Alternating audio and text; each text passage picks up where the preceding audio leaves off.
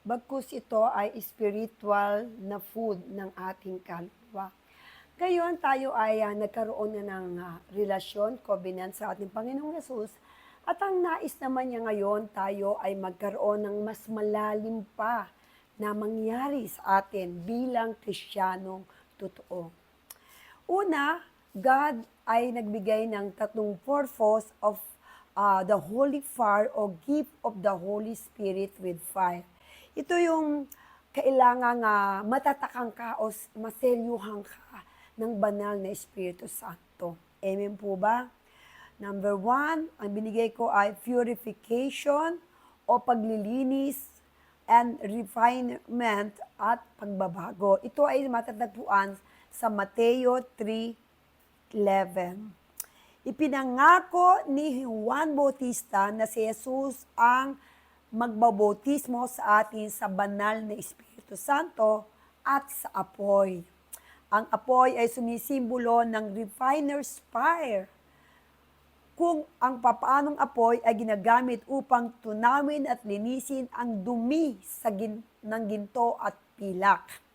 Nililinis din ng banal na Espiritu Santo ang ating konsensya. Amen po ba? Binabago ang ating pagkatao at sinusunog ang mga makasalanang pag-iisip o anumang bisyo na sa ating katawan upang tayo ay maging katulad ni Kristo. Amen po ba? Yun ang purpose kung bakit kailangan kang magkaroon ng Holy Spirit and the Holy Spirit of fire. At number 2, ito ay ang empowerment o boldness, kapangyarihan o tapang. Ito ay makikababasa nyo sa Gawa 1:8. Atin po nating basahin. Ngunit tatanggap kayo ng mga kapangyarihan pagbaba sa inyo ng Espiritu Santo at kayo'y magiging mga saksi ko. Sabi niya, sa Jerusalem, sa Judea, at sa Samaria, at hanggang sa dulo ng daigdig. Amen po ba? Isang pribilehiyo yung tayo ay maging kagamit-gamit sa buong mundo hanggang sa dulo ng daigdig tayo ay magkakaroon ng tapang para ipahayag ang kapangyarihan ng ating Panginoong Yesus, ang kanyang pagmamahal, ang kanyang pagliligtas sa atin, sa ating kasalanan, sa pagtubos niya sa atin. Magkakaroon tayo ng boldness, tapang, lakas ng loob, maghasik ng salita ng Diyos. At ang ikatlo, na kailangan naging purpose ng Diyos para sa atin ay confirmation. It doesn't mean meron kang tatak, kinumpirma ng Diyos, ikaw ay anak ng Diyos at ikaw ay anak niya at ikaw ay sinelyuhan, tinatakan, sinilhan ang puso mo na itong anak ko na to ay anak ko sapagkat siya'y may tatak. May tatako ng banal na Espiritu Santo at siya'y sumusunod at nahugasan ng banal na dugo, ikaw at ako ay binago. You must be born again, na bago ang iyong pagkatao. Ipinanganak muli ang iyong espiritu. Amen po ba? Confirmation. Sign, wonders, and gifts are given to confirm the truth of the gospel, drawing people to God and demonstrating His active presence. Kapag ang Diyos ay sumasa iyo, ito'y laging sariwa. In the presence of the Lord, there I new every morning. Ito'y laging present sa puso mo. Present na magbago ka, present sa lahat ng bagay na gagawin mo. Ito ay anyaya sa ating harapan ng ating Panginoon. At ito'y babasahin natin sa Efeso 1:13-14. Dahil kay Kristo, kayo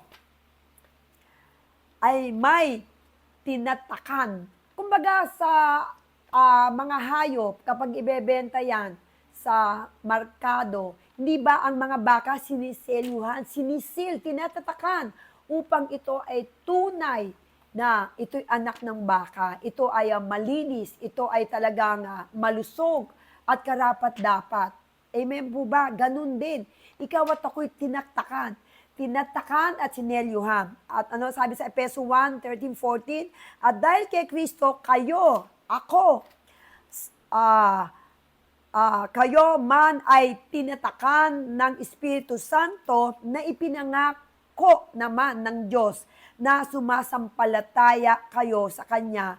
At ang Espiritu ang katibayan, amen, katibayan daw yan, na tayo'y magiging manas sa Diyos hanggang sa lubusan niya tayong tubusin sa magiging sariling bayan niya. Purihin ang kanyang kadakilaan. Amen po ba?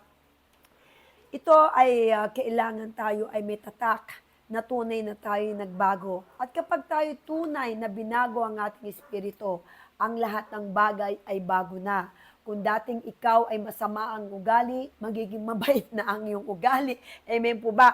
At kung dating ikaw ay palamura, hindi ka na magmumura at ang bawat dadampi sa iyong bibig ay pawang papuri at pasasalamat sa ating Panginoong Hesus. Hindi ka na magmumura ng puto o tsinta na madalas natin itong marinig sa mga bata, sa matatanda, sa ama, sa ina, sa anak, sa mga matatanda na hindi nila alam na ang lumalabas sa kanilang bibig ay parang dumi na galing sa demonyo. Amen po ba? Kaya ang gusto ng Diyos ay selyuhan ka, tatakang ka kapatid, na ikaw ay tunay na ipinanganak ang iyong espiritu. You must be born again in spirit and truth. Amen po ba? Kaya ngayon, sa umpisa pa lang ay malalaman nyo na sinabi niya sa John 3:3, na we must be born again. Dahil kailangan ikaw at ako ay muling ipanganak ang Espiritu upang maging karapat-dapat, upang ikaw ay selyuhan na ikaw talaga ay anak ng Diyos. Sapagkat kung ikaw ang lahat ng bisyo ay nasa iyo pa, sugapa ka sa alak, sugapa ka sa sigarilyo, sugapa ka sa pagmamariwana, sugapa ka sa kasakayman ng pera, lahat ng katakawan ng yaman sa mundo ay nasa puso mo. Kapatid, kailangan mong maborn again. Ipanganak muli ang iyong espiritu. Dahil tayo, bilang tao, tayo'y may hangganan sa mundong ito. Ikaw at ako'y makamatay sa tamang itinakda ng Diyos. Ngunit kapatid, huwag mong hayaang kunin tayo ng alang linis ang puso. Huwag nating hayaang busog ang iyong katawan sa lupang katawan na ito. Ngunit ang espiritu mo ay malnourished. Ikaw at ako ay mahal ng Diyos. Kaya nga ibinigay niya ang kanyang anak eh. Kaya nga tayo naligtas. Kaya nga siya napako sa krus upang ikaw at ako ay magkaroon ng buhay ng walang gan at mamuhay ng maayos dito sa mundong ating ginagalawan upang ikaw at ako ay maging masagana, maging mayaman espiritual, maging mayaman sa physical, maging mayaman sa financial, maging mayaman sa kaibigan sa lahat ng tao at maging mayaman sa magagandang bagay na ipinamana ng Diyos sa iyo. Ikaw at ako ay may pamana ang Diyos. Yun na ang banal na Espiritu Santo. At yung ating paglakad ayon sa kalooban ng ating Panginoong Hesus. Ito po muli si Pastor Winona ay nagbahagi ng tungkol sa the gift of the Holy Spirit of fire.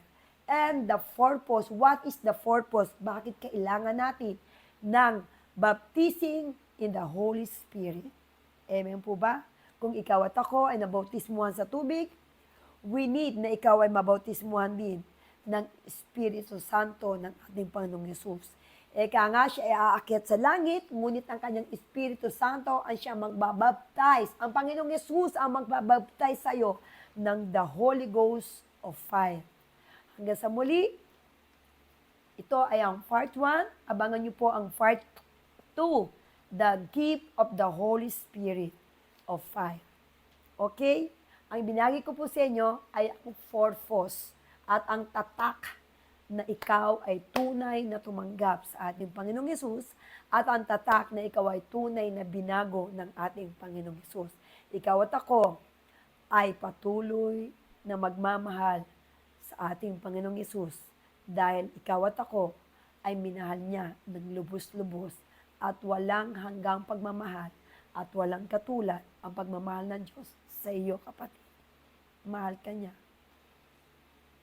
Thank you. Ayan, thank you so much sa lahat ng nanood ngayon at dalangin ko na unawaan niyo ang ating topic. Ito ay tungkol sa purpose kung bakit kailangan tayo ay mabaptize ng Holy Spirit with fire. Ito ay may dahilan at ito ay upang lalo tayong maging malakas at upang mapaglabanan natin ang lahat ng gawa ng demonyo sa mundong ating ginagalawan. At patuloy na anyayahan ko po kayo. Ito po si Pastora Winona Abautino na please follow and subscribe my YouTube channel Winona Activities and my FB page Winona Abautino and my FB page Pastora Winona at my TikTok account Pastora Winona. And we have a lots of message Word of God. Ito ay pagkaing espiritual. At inaanyahan ko rin po kayo mga kaibigan sa aming live every Sundays service. Lahat po ay everybody welcome all over the world. Dahil sabi nga ng Diyos, ipalaganap sa buong daigdig hanggang sa kasuluk-sulukan ng daigdig ang salita ng Diyos. Dahil ito, kaya ikaw at ako ay nabubuhay sa mundong ito, ay para mapaluwalhatian, mapapurihan at mapasalamatan upang ibahagi kung gaano kalaki at ka-amazing ang himala ng Diyos sa buhay mo at buhay ko. Ito po ang aming church ay Precious Soul in the Eyes of Jesus International, Malolos Chapter po. Every Sunday po ay naglalive ang inyong lingkod with behalf of Pastor Rolly Tino, ang aking pastor na pogi. Sabi ganun eh. At ang inyong pastor ang maganda na si Winona Abautino. Lahat naman tayo ay maganda at pogi. Ikaw at ako ay kawangis ng Diyos. Ikaw at ako ay blessed ni Lord. At maraming salamat. Anumang prayer request nyo o mga dalangin na nais nyong ipag-pray natin, mag-message lang po kayo sa Winona Abautino FB page po. At sa TikTok din po ay pwede kayo mag-message sa Pastora Winona sa mga message at mga tanong na pwede nating sagutin about Word of God. Kaya hanggang sa muli, sa Sunday service ay pakishare po ang mga live natin upang maraming makakilala at maraming maging mabusog ang kanilang espiritu. Dahil tayo ay bubusugin ng ating Panginoong Hesus at ako lang po ay servant of God na ginagamit upang ilathala sa buong mundo. Ikaw at ako ay minahal ng Diyos, ikaw at ako ay niligtas ng Diyos, ikaw at ako ay maganda at pinagpala.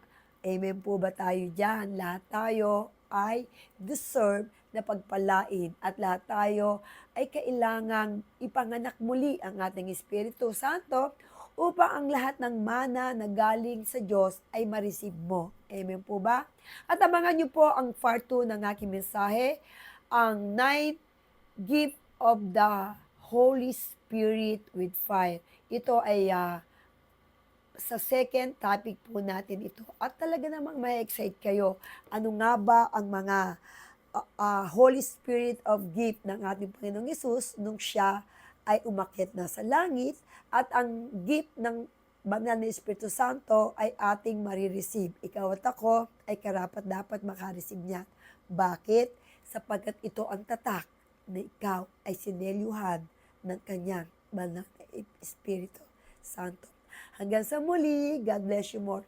At tayo po ay manalangin.